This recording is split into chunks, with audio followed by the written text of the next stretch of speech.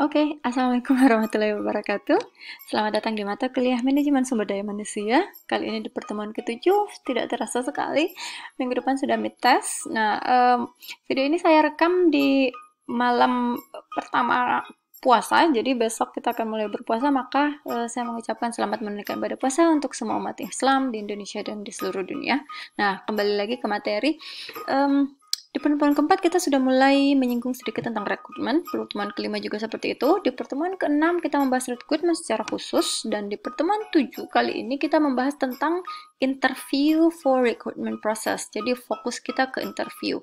Jadi apa yang akan kita bahas hari ini itu fokus kepada bagaimana practical strategy untuk bisa lulus dalam sebuah tes interview. Nah, ini akan membahas tentang jenis pertanyaan dalam tes interview tersebut, terus membahas masalah-masalah yang timbul dalam interview atau wawancara, daftar pertanyaan-pertanyaan yang sering muncul dalam proses interview atau wawancara, dan terakhir adalah strategi apa yang harus dimasukkan dalam proses wawancara atau rekrutmen tersebut. Kita langsung saja masuk ke materi pertama kita, yaitu jenis pertanyaan wawancara. Nah, kita lihat di sini, dari jenis pertanyaan wawancara itu ada 3. Pertama yaitu terstruktur. Terstruktur maksudnya adalah menggunakan pertanyaan wawancara standar, bertanya tentang resume dari pelamar. Jadi kita untuk interview itu sudah mempunyai CV-nya kita, jadi melihat CV dan bertanya sesuai dengan apa yang dilihatnya di CV tersebut, itu sangat terstruktur. Ada yang namanya semi terstruktur. Semi terstruktur itu selain menanyakan hal-hal yang terstruktur ini, juga menanyakan pertanyaan selain pertanyaan standar, juga melakukan wawancara stres. Apa itu wawancara stres? Wawancara stres itu sebenarnya, jadi interviewee itu menciptakan tekanan dan kegelisahan kepada pelamar untuk melihat bagaimana si pelamar tersebut bisa merespon keadaan gitu. Jadi melihat spontanitasnya, mentalnya juga bisa dilihat dari semi terstruktur itu. Dan ada pertanyaan yang tidak terstruktur, ini snowball banget. Jadi pertanyaan wawancara merupakan pengembangan dari jawaban pertanyaan sebelumnya, jadi tidak tertulis, tidak standar, tapi itu akan bergulir sesuai dengan apa jawaban pelamar tersebut dari pertanyaan A, lalu akan dilanjutkan ke B, ke C, ke D, dan seterusnya. Itu adalah 3 jenis pertanyaan dan wawancara: terstruktur, semi terstruktur, dan tidak terstruktur. Nah, apa sih masalah-masalah yang biasa muncul dalam proses wawancara? Yang pertama adalah biasanya interviewee melakukan penilaian yang tergesa-gesa. Ini bisa terjadi bila calon pendaftar itu sangat banyak, membludak sehingga waktunya tidak cukup. Bisa juga karena interviewee-nya sudah capek, gitu kan? Karena dari pagi sampai sore gitu, akhirnya melakukan penilaian yang tergesa-gesa. Yang kedua, penekanan yang negatif. Jadi maksudnya adalah si interview ini, orang yang melakukan interview kepada kalian, para pelamar ini, menekankan hal-hal yang negatif yang dilihatnya baik secara tertulis maupun tidak tertulis kepada si pelamar. Nah, biasanya seseorang itu bisa melihat positifnya dulu, atau ada juga orang yang melihat negatifnya terlebih dahulu. Nah, yang melihat negatifnya terlebih dahulu itu agak berbahaya untuk dari menjadi seorang interviewee. Kenapa? Karena tidak seimbang dari pola penekanannya, pola penilaiannya juga. Nah, ketiga, adanya efek halo atau halo effect. Halo effect ini seperti ini. Dia mengedepankan satu karakter utama dan mengenyampingkan karakter lainnya. Contoh ya. Jadi pada waktu kita melihat saya ingat beberapa setahun atau 2 tahun yang lalu, Lady Gaga sempat akan konser di Indonesia, tapi akhirnya cancel gitu kan. Cancel last minute. Itu dikarenakan bahwa ada penolakan dari sebagian besar penduduk di Indonesia itu melihat bahwa Lady Gaga penampilannya sangat tidak sesuai dengan apa yang ada di Indonesia. Nah, itu halo effect. Jadi semua prestasi-prestasi yang dimiliki Lady Gaga itu, memenangkan piala, platinum untuk album-albumnya, itu semuanya tidak diperhatikan. atau contoh lainnya dia mempunyai sebuah foundation, itu semuanya tidak diperhatikan karena kita sudah merasakan yang namanya halo effect. Jadi satu karakter utama yang kita nggak suka dari Lady Gaga dan kita mengenyampingkan karakter-karakter lainnya walaupun itu semuanya bagus. Nah, itu namanya halo effect. Keempat, adanya prasangka atau stereotype. Ini stereotype biasanya agak berhubungan dengan ras ya. Jadi contohnya si A dari latar belakang ras B gitu kan, latar belakang ras B itu distereotipkan seperti apa gitu. Jadi pada saat kita melamar dari latar belakang yang sama, kita juga mendapatkan stereotip yang sama. Nah, ini masalah-masalah yang kadang muncul dalam wawancara dan sangat dihindari dari perusahaan, makanya perusahaan sangat memilih orang-orang yang akan melakukan interview kepada para pelamar. Seperti itu. Dan kelima, adanya kegaduhan kultural. Ini adalah tambahan sebenarnya.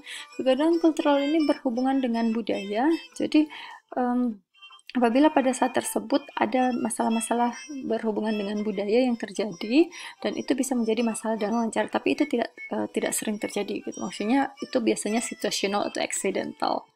Nah, daftar pertanyaan dalam wawancara ada beberapa 5 jenis pertanyaan yang akan kalian dapatkan dalam wawancara. Ada pertanyaan umum, ada pertanyaan tentang motivasi, tentang kerjasama, tentang integritas, dan saya akan membahasnya satu persatu. Di pertanyaan umum, itu yang biasanya muncul adalah satu, apa saja kekuatan dan kelemahan Anda? Mengapa Anda meninggalkan pekerjaan lama Anda? Ini silahkan sambil saya menjelaskan, kalian juga bisa latihan untuk menjawabnya. Ketiga, mengapa kami harus mempekerjakan Anda? Apa hal penting bagi diri Anda dalam pekerjaan yang Anda lakukan? Dan pertanyaan yang lainnya adalah, pertanyaan apa saja yang ingin Anda ajukan tentang pekerjaan yang kalian lamar itu. Jadi biasanya para interview juga membuka diri untuk kalian bisa bertanya tentang pekerjaan yang akan kalian lamar. Dan itu di pertanyaan umum. Lalu pertanyaan berikutnya adalah untuk penyelesaian masalah. Untuk penyelesaian masalah, itu pertanyaan yang sangat umum diberikan itu ada 4. Pertama, apakah gagasan yang berhubungan dengan pekerjaan yang paling kreatif yang pernah Anda miliki? Jadi gagasan paling kreatif apa sih yang pernah kamu miliki yang berhubungan dengan pekerjaan? Kedua, deskripsikan masalah sulit yang pernah Anda hadapi dan selesaikan, gitu ya. Jadi bukan hanya yang Anda hadapi, tapi juga yang berhasil diselesaikan. Ketiga, apakah pendekatan penyelesaian masalah yang paling sesuai dengan Anda? Jadi, setiap orang melakukan cara pemecahan masalah yang berbeda-beda dengan pendekatan yang berbeda-beda. Perusahaan ingin tahu bagaimana pendekatan kalian dalam memecahkan sebuah masalah. Keempat, ceritakanlah tentang penjualan yang tidak Anda capai. Jadi ini berhubungan dengan kegagalan yang dihadapi dan jelaskan mengapa gitu. Dan yang ketiga, maju lagi, setelah pertanyaan umum, lalu pertanyaan tentang penyelesaian masalah, sekarang pertanyaan tentang motivasi. Untuk menilai bagaimana setinggi apa motivasi kalian dalam bekerja atau dalam melamar pekerjaan. Ada 5 pertanyaan yang umum diberikan. Pertama itu adalah, kegiatan inisiatif apakah yang telah Anda lakukan? Jadi sebuah kegiatan yang kalian inisiasi sendiri, baik itu berhubungan dengan pekerjaan atau berhubungan dengan masalah sosial kalian. Kedua, tujuan karir apa saja kan yang telah Anda capai gitu kan. Jadi setiap orang saya sangat yakin mempunyai tujuan karirnya masing-masing gitu. Walaupun itu sederhana atau ada beberapa yang malah tujuan karirnya sangat kompleks dan banyak gitu. Jadi banyak tangga-tangga karir yang ingin dilaluinya. Sederhana maupun kompleks apapun itu, sebutkan tujuan karir apa yang telah kalian capai. Ketiga, bagaimana Anda mengukur keberhasilan? Ada yang mengukurnya secara kuantitatif, ada yang mengukurnya secara kualitatif, dan bagaimana dengan Anda? Keempat, penghargaan apa yang paling berarti bagi diri Anda? Seperti pertanyaan ketiga, ada bentuk penghargaan yang bisa kita hitung, ada juga bentuk penghargaan yang tidak bisa kita hitung. Nah, silahkan menjawab sesuai dengan preferensi kalian masing-masing. Dan kelima, proyek apa yang membuat Anda senang? Jadi ini seperti menjawab tentang passion Anda. Jadi semakin besar passion kalian terhadap sebuah pekerjaan, semakin termotivasi kalian dan semakin bagus hasil yang akan dicapai. Nah, itu adalah maksud dari pertanyaan kelima. Nah, maju setelah jenis pertanyaan yang tentang motivasi ini, lalu ada juga jenis pertanyaan tentang kerjasama. Bagaimana interviewee itu mengukur cara kita bekerja sama dengan orang lain di dalam perusahaan. Nah, pertanyaan-pertanyaan yang kadang muncul itu satu, Anda suka bekerja dengan orang-orang seperti apa sih? Jadi jenis-jenis atau karakter-karakter orang seperti apa yang bisa atau mudah kalian ajak kerjasama. Kedua, ceritakan tentang sebuah konflik dengan seorang rekan kerja dan bagaimanakah konflik tersebut diselesaikan. Jadi ini pengalaman kalian, jadi pengalamannya bukan cuma pengalaman bekerja sama, tapi pengalaman untuk dimana kalian terjadi konflik berbeda pendapat dengan rekan kerja. Ketiga, deskripsikanlah gaya manajemen Anda. Keempat, bagaimana orang lain melihat diri Anda? Nah, ini agak tricky nih pertanyaannya. Biasanya kita tidak bisa menilai diri kita sendiri, kita meminta orang lain untuk menilai diri kita sendiri. Ada untungnya, kelebihannya jika sebelum dalam proses wawancara itu, kita bertanya, baik itu kepada teman atau keluarga, bagaimana mereka melihat kalian. Jadi ada bahan yang kalian bisa bawa pada saat kalian melakukan wawancara. Dan kelima, sebutkan 3 kata yang dapat mendeskripsikan diri Anda. 3 kata utama yang pada saat menyebutkan nama kalian menyebutkan 3 karakter itu, orang-orang akan tahu, oh, okay, this is you, gitu kan. Dan pertanyaan terakhir dalam daftar pertanyaan wawancara itu membahas tentang indikator integritas.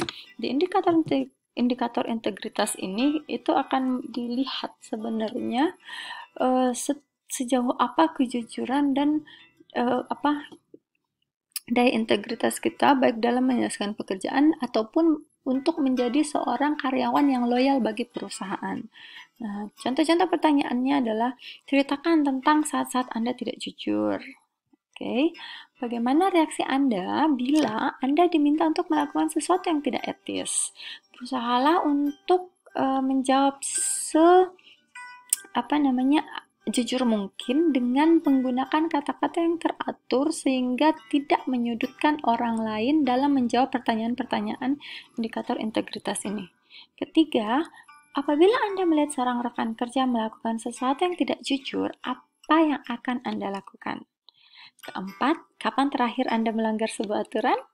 Dan kelima, jika saya menelpon perusahaan Anda sebelumnya, komentar apa sajakah yang akan saya dapatkan? Jadi sekali lagi saya tekankan bahwa untuk menjawab pertanyaan-pertanyaan ini, usahakan untuk latihan dulu sebelum di proses wawancara, terutama di pertanyaan-pertanyaan tricky seperti di bagian kelima ini. Usahakan menjawabnya sediplomatis mungkin, tanpa menyudutkan orang lain dan tanpa menjatuhkan nilai kalian sendiri di mata para interviewee. Nah, itu di pertanyaan indikator integritas. Nah, yang terakhir yaitu strategi yang ada dalam proses rekrutmen. Di sini saya membicarakan tentang point of view dari perusahaan ya, jadi bukan dari karyawannya, calon karyawannya. Jadi dalam melakukan proses rekrutmen itu perusahaan harus memikirkan strategi apa yang berkesinambungan dengan rekrutmen. Pertama, diverse company itu harusnya melakukan diverse recruitment. Maksudnya perusahaan yang diverse, beraneka ragam, memiliki latar belakang karyawan yang berbeda-beda. Contohnya dia beroperasi di daerah yang berbeda-beda, itu seharusnya melakukan rekrutmen yang juga diverse atau beragam. Jadi kalau contohnya dia membuka perusahaan, dia asalnya dari Cina membuka perusahaan di India, berarti mereka mencari tenaga kerja India aja, bukan tenaga kerja Cina, karena tenaga kerja India itu lebih mengerti daerahnya atau negaranya sendiri, kayak seperti itu. Nah, stable company, ini kita ingat dengan strategi kita minggu lalu atau 2 minggu lalu tentang make atau buy. Kalau company atau perusahaan kalian sudah stabil, kalian melakukan strategi make SDM, bukan buy. Jadi strateginya membuat, bukan membeli. Nah, lain bila kalian adalah growing company. Kalau kalian growing company, kalian instead of making, ya, daripada kalian make atau membuat, kalian membeli SDM. Itu karena kalian membutuhkan kualitas-kualitas SDM yang tinggi yang dapat membantu kalian dalam grow atau menumbuhkan, membesarkan perusahaan kalian. Dan strategi yang terakhir dalam proses rekrutmen adalah sumber daya manusia, HR suit to the task, and importantly, company value and culture. Jadi, SDM itu tidak hanya cocok untuk melakukan jenis pekerjaan yang diminta, tapi SDM yang akan di-hire, yang akan dipekerjakan itu harus sesuai dengan value, nilai-nilai yang dianut oleh perusahaan dan budaya yang dibawa oleh perusahaan. Nah, ini harus kita lihat, kita tekankan di proses rekrutmen, sehingga proses rekrutmen